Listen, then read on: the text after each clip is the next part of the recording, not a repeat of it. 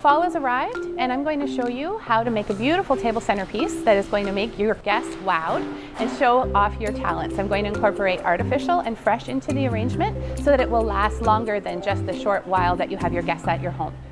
Things that you can incorporate into your arrangement do not have to be traditional Thanksgiving ideas. You can use anything that is going to appeal to your decor in your home and Thanksgiving. What I've done here is hollowed out an artificial gourd, and as you can see, it's not a traditional color for Thanksgiving. This is something that will blend with somebody's decor in their home rather than go with the typical orange pumpkin. Another option is a nice white one. It'll go with any decor. This one in particular is my favorite new color, teal. So what we're going to do is we've got our floral foam in it, and now we're just going to start adding a few things that are going to make it look like it belongs on your table for Thanksgiving. So some sunflowers, obviously, because these definitely make me think of fall. Something that is beautiful and bright.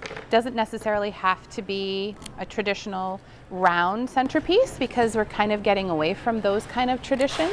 So right now I've got my biggest flowers added in because they're the ones that are going to give the most focal and take up the most space in the arrangement. Now what I'm going to add in is something called brassica, which you might recognize as a flowering cabbage. Right now I'm just reflexing the leaves so that it actually shows its face.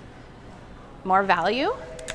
Rather than just looking at the underside, we want to be able to see this part of the flower in our arrangement. So these are going to add more visual interest, but also you can see that the color of the foliage is going to match the teal on the pumpkin, so you're going to be able to bring up those colors. And now I'm going to start adding in some of the smaller flowers that are going to fill in the empty spaces. In order for everybody to showcase themselves well, you have to have some contrast, and so that's what we're doing right now, is having some contrast added in. It almost acts like the mat of a picture frame. It just shows everybody off rather than everybody blending into each other. And now I'm going to start adding in some of the greenery that's going to fill in all of the little emptiness that we see around the sides and the top. This is something that we call solidago. It almost looks like something you see growing on the road, but it isn't. It is actually farmed, so there are no bugs in it because we don't want to have things that come off the side of the road on the table. And now you can start adding little touches. As you can see, I've got some cattails, I've got some feathers, that kind of thing, because this is going to really pull in all of the colors that you can see.